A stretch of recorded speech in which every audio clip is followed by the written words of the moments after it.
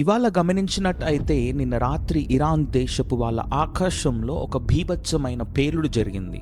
American దేశానికి చెందిన F-15E strike eagle fighter జెట్ని దారుణంగా ఇరాన్ కూల్చేసింది. ఈ యుద్ధంలో అమెరికా దేశానికి చెందిన ఎయిర్ క్రాఫ్ట్ ఇరాన్లో కూలిపోవడం ఇదే మొట్టమొదటిసారి జరిగింది. ఈ రోజు వరకు అమెరికాకి స్కై కంట్రోల్ ఉంది అని అనుకున్నాము, కానీ ఆ థాట్ని ఈ ఒక్క ఘటన బద్దలు కొట్టేసింది. ఈ F-15E ఒక 2 సీటర్ల ఫైటర్ జెట్. ఇది ఇరాన్పై దాడి అనే మిషన్లో ఉండగానే IRGC వాళ్ళు ఒక అడ్వాన్స్డ్ ఎయిర్ డిఫెన్స్ సిస్టమ్తో కూల్చివేయడం జరిగింది. ఒక పైలట్ రెస్క్యూ అయ్యారు, కానీ ఇంకో పైలట్ మిస్ అయ్యారు. ఇంకా చెప్పాలంటే F-15ని వెతకడానికి వెళ్ళిన ఒక A-10 థండర్ బోల్ట్ జెట్ కూడా ఇరాన్ ఒక కాల్పులకు గురి అయిపోయింది. అందులో ఉన్న పైలట్ సురక్షితంగా కువైట్కి చేరుకున్నారు, కానీ ఆ A-10 మాత్రం కుప్ప కూలిపోయింది. అమెరికాకి చెందిన 2 US బ్లాక్ హాక్ హెలికాప్టర్స్ కూడా ఇరాన్ కాల్చివేతలకు గురి అయిపోయింది. అవి ఇంకా సర్చ్ అండ్ రెస్క్యూలో ఉన్నాయి. ఇప్పటి వరకు వాటి జాడ తెలియలేదు. అదృష్టవశాత్తు సర్వీస్ మెంబర్స్ ఎవరికీ ఏమీ హాని జరగలేదు. ఇరాన్ దేశపు అఫీషియల్స్ ఒక పబ్లిక్ ప్లీ చేశారు. అది ఏమిటంటే F-15E వెతికి పట్టుకుంటే $60,000 రివార్డ్ ఇస్తాము అని వాళ్ళు ప్రకటించడం జరిగింది. అంటే $60,000. ఒక లోకల్ బిజినెస్ అసోసియేషన్ వాళ్ళు ఈ పెద్ద మొత్తం ఆఫర్ చేశారు. ఇరాన్కి సంబంధించిన మీడియాలో IRGC చాలా గర్వంగా ఈ యొక్క విజయాన్ని ప్రచారం చేసింది. నూర్ న్యూస్ అనే IRGC అనే మీడియా సంస్థ ఈ జెట్ని అడ్వాన్స్డ్ ఎయిర్ డిఫెన్స్ సిస్టమ్తో కూల్చిపడేశాము అని రాసింది. ఇరాన్కి చెందిన ఒక స్టేట్ టీవీ యాంకర్ మన ఎనిమీ పైలట్ని పోలీసులకు అప్పగించాలి అని పబ్లిక్కి విన్నవించుకుంది. ఇంకా ఒకవేళ మీరు గనక వాళ్ళని చూస్తే డైరెక్ట్గా షూట్ చేయండి అని కూడా క్రాల్ మెసేజ్ పాస్ చేసింది. ఇది ఎంత క్రూరమైన సూచననో ఆలోచించండి. అసలు ఆ F-15 ఎక్కడి నుండి వచ్చింది? ఇది లేకిన్ హీత్ యూకేలోని 48th ఫైటర్ వింగ్కి చెందింది. ఇది యూరోప్లో అమెరికా యొక్క అతిపెద్ద ఫైటర్ ఆపరేషన్. ఇక్కడ 7,000 మంది యాక్టివ్ డ్యూటీ పర్సనల్ ఉంటారు. ఆస్ట్రేలియన్ ఎయిర్ ఫోర్స్కి చెందిన మాజీ ఆఫీసర్ పీటర్ లేటన్ ఒక ఫోటోలని బట్టి చెప్పారు, టేల్ ఫ్లాష్ స్ట్రైప్ మార్కింగ్స్ చూస్తే ఇది 48th ఫైటర్ వింగ్ నుంచే వచ్చినట్లు స్పష్టంగా తెలుస్తుంది. అమెరికా కూడా ఇదే విషయాన్ని కన్ఫర్మ్ చేసింది. అమెరికాకి చెందిన ప్రెసిడెంట్ ట్రంప్ని రిపోర్టర్స్ అడిగారు, ఈ యొక్క ఘటన వల్ల నెగోషియేషన్స్పై ఏమైనా ప్రభావం పడుతుందా అని. అయితే ఆయన ఏం చెప్పారు అంటే, no, not at all, no, it's a war, అంతే. ట్రూత్ సోషల్లో మాత్రం ఆయన కీప్ ద ఆయిల్ ఎనీవన్ అని ఒక పోస్ట్ని రిలీజ్ చేశారు. ఇది కేవలం యుద్ధం, మనకి ఎందుకు అని ఇప్పుడు మీరు అనుకుంటున్నారా? కానీ ఈ యొక్క ఘటన మన జీవితంపై ఎలా ప్రభావం పడుతుందో తెలుసా? ఆయిల్ ప్రైజెస్ చూడండి ఒకసారి. వార్ మొదలు అయినప్పటి నుండి క్రూడ్ ఆయిల్ ప్రైస్ స్టడీగా పెరుగుతూ పోతుంది. ఈ వారం $110 అంటే $110 దాటేసింది. ఎందుకు అనుకుంటున్నారు? ఎందుకు అంటే స్ట్రెయిట్ ఆఫ్ హార్మజ్ని ఇరాన్ దేశం నియంత్రించింది. ప్రపంచ ఆయిల్లో 20% ఈ మార్గం ద్వారానే వెళుతుంది. ట్రంప్ ఏం చెప్పారు అంటే, అమెరికాకి చాలా గ్యాస్ ఉంది, మాకు మిడిల్ ఈస్ట్ ఆయిల్ అవసరం అస్సలు లేదు అని. We're totally independent. కానీ అసలు నిజం అది కానే కాదు. Samantha Gross Brookings Institute expert చెప్పారు, ఆయిల్ అనేది గ్లోబల్ కమోడిటీ. అమెరికా కూడా అదే మార్కెట్ ప్రైస్ చెల్లించాల్సిందే. ఇరాన్ స్ట్రెయిట్ ఆఫ్ హార్మజ్ ద్వారా వెళ్ళే ప్రతి ట్యాంకర్కి $2 మిలియన్ వరకు టోల్ వసూలు చేస్తుంది. ఇది ఒప్పుకోకపోతే ట్యాంకర్స్ లాంగర్ రూట్స్ తీసుకోవాలి. ఏదైనా లాజిస్టిక్స్ కాస్ట్ చాలా పెరుగుతాయి. చివరికి ఆ కాస్ట్ మనం కట్టుకోవాల్సిందే. ఇప్పటికే అమెజాన్ థర్డ్ పార్టీ సెల్లర్స్ మీద 3.5% సర్చార్జ్ వేసింది. UPS, FedEx 25%కి పైగా ఫ్యూయల్ సర్చార్జెస్ వేసింది. US పోస్టల్ సర్వీస్ 8% సర్చార్జ్ వేసింది. ఇవన్నీ మీ యొక్క ఆన్లైన్ షాపింగ్ కాస్ట్ని పెంచేస్తాయి.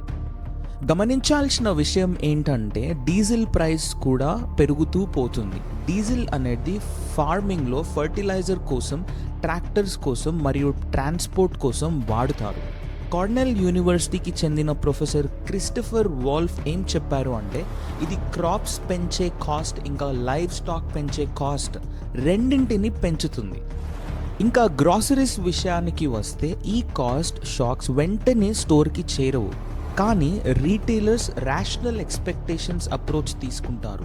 అంటే ధరలు పెరిగిపోతున్నాయి అని తెలిసి ముందుగానే ప్రైసెస్ పెంచేయడం జరుగుతుంది. సడన్గా ఒక బిగ్ షాక్ లాగా కాకుండా ఉండడానికి ఇలా చేస్తారు. ఇండిపెండెంట్ గ్రాసర్స్ అలయన్స్ వారి ప్రకారం ఫ్యూయల్ యొక్క ప్రైజెస్ 10 to 15% పెరగడం జరిగితే ఫుడ్ ప్రైజెస్ కూడా 2 to 4% పెరుగుతాయి. ఈ యొక్క ఇంపాక్ట్ మిడ్ సమ్మర్ నాటికి పూర్తిగా మనకి తెలుస్తుంది. ఈ యొక్క గ్రాసరీస్ బిల్ ఎంత పెరుగుతుంది అని మీరే లెక్క చేసుకోండి. ఆయిల్ అనేది కేవలం పెట్రోల్ ఇంకా డీజిల్కి మాత్రమే కాదు, అది ఫార్మస్యూటికల్స్ మరియు ఫర్టిలైజర్స్కి కూడా చాలా అవసరం. అంటే మీ యొక్క ప్రిస్క్రిప్షన్ డ్రగ్స్ ధరలు కూడా పెరిగే అవకాశం ఉంది.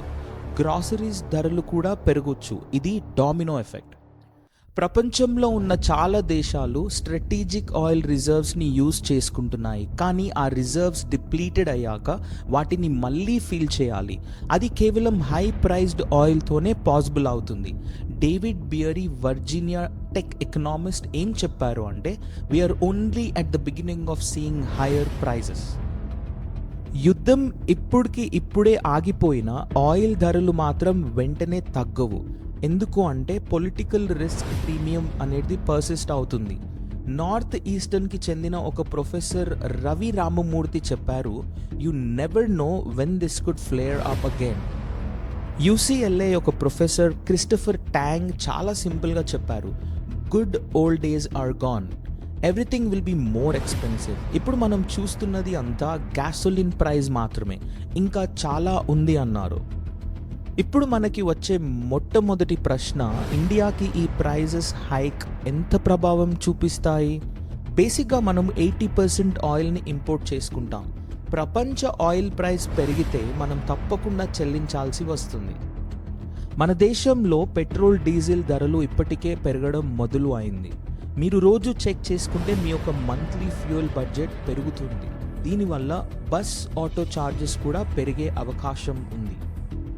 మన గ్రాసరీ స్టోర్స్లో కూడా ఇంపోర్టెడ్ ఐటమ్స్ యొక్క ధరలు పెరుగుతున్నాయి. కుకింగ్ ఆయిల్, పల్సెస్, ఇంకా కొన్ని వెజిటేబుల్స్ ట్రాన్స్పోర్ట్ కాస్ట్ వల్ల ధరలు పెరిగిపోతున్నాయి.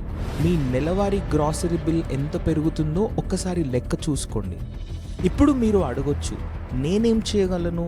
ఇది ప్రపంచ సమస్య, నా చేతుల్లో ఏముంది? కానీ ఇక్కడ మీరు కొన్ని ఉపయోగపడే స్టెప్స్ తీసుకోవచ్చు. ముందుగా మీరు మీ మంత్లీ బడ్జెట్ని దృష్టిలో పెట్టుకొని దాన్ని బట్టి ఫ్యూయల్, గ్రాసరీస్కి ఎక్కువ అడ్జస్ట్ చేసుకోండి. అనవసరమైన ఖర్చులు తగ్గించుకోండి. రెండో విషయం ఏంటి అంటే, పబ్లిక్ ట్రాన్స్పోర్ట్ని ఎక్కువగా వాడండి, కార్ పూలింగ్ చేయండి. తర్వాత మీరు ఎలక్ట్రిక్ వెహికల్ లేదా ఫ్యూయల్ ఎఫిషియెంట్ వెహికల్ గురించి ఆలోచన చేయండి. ఇంకా మీరు వీలైతే మీ ఇంట్లో సోలార్ ప్యానెల్స్ వేయించుకోండి, ఇవి మీకు చాలా ఉపయోగపడుతుంది. అన్నిటికంటే ముఖ్యం, స్టే ఇన్ఫార్మ్డ్. ఈ రకమైన గ్లోబల్ ఈవెంట్స్ మన జీవితాలను ఎలా తలకిందులు చేస్తాయో అర్థం చేసుకోవడం చాలా ముఖ్యం. మీరు ఈ వీడియో చూసినట్టు అయితే మీకు ఆ అవేర్నెస్ ఉంది. ఈరోజు మనం ఒకటి నేర్చుకున్నాం, యుద్ధం అంటే కేవలం సైనికులు, రాజకీయ నాయకులు మాత్రమే కాదు, అది మన సామాన్యుల జేబుని నేరుగా ప్రభావితం చేస్తుంది. ఇరాన్లో F-15 కూలిపోవడం, అమెరికాలో షాపింగ్ ధరలు పెరగడం, ఇవన్నీ ఇంటర్ కనెక్టెడ్. ఇంకో లెసన్ నేర్చుకున్నట్టు అయితే, ప్రపంచం ఎంత ఆందోళనకి మారిందో. ఒక నెల క్రితం ఆయిల్ ప్రైస్ $70, మరి ఇప్పుడేమో $110. ఇంకా ఎక్కడికి వెళుతుందో ఎవరికి అంతు చిక్కడం లేదు. అందుకోసమే మనం ఫైనాన్షియలీ రెసిలియంట్గా ఉండాలి. ఎమర్జెన్సీ అనేది మనకి చెప్పి రాదు, అందుకని సేవింగ్స్ అనేవి పెట్టుకోండి, అది చాలా ముఖ్యం. చూడండి, ఇలాంటి కాంప్లెక్స్ న్యూస్ మీకు అర్థమైన భాషలో కనెక్ట్ అయ్యేలా చెప్పడానికే ఈ ఛానల్. నేను కనుక చెప్పేది మీకు నచ్చితే సబ్స్క్రైబ్ చేయండి మరియు బెల్ ఐకాన్ నొక్కండి. నా ప్రతి వీడియో అప్డేట్ మీకు వెంటనే వస్తుంది. ఈ వీడియో మీ ఫ్రెండ్స్ అండ్ ఫ్యామిలీకి షేర్ చేయండి, ఎందుకు అంటే ఈ ఇన్ఫర్మేషన్ అందరికీ చాలా అవసరం. అసలు మీరు ఏమనుకుంటున్నారు? US F-15 డౌన్ ఘటన గురించి, ఆయిల్ ప్రైస్ హైక్ గురించి మీ ఒపీనియన్ కమెంట్స్లో రాయండి. ఈ వీడియో యూస్ఫుల్గా ఉంటే లైక్ చేయండి. మరిన్ని ఇలాంటి వీడియోస్ కోసం ఈ ఛానల్ని ఫాలో చేస్తూ ఉండండి. తదుపరి వీడియోలో మరిన్ని ఇంట్రెస్టింగ్ టాపిక్తో మళ్ళీ రేపు కలుద్దాం.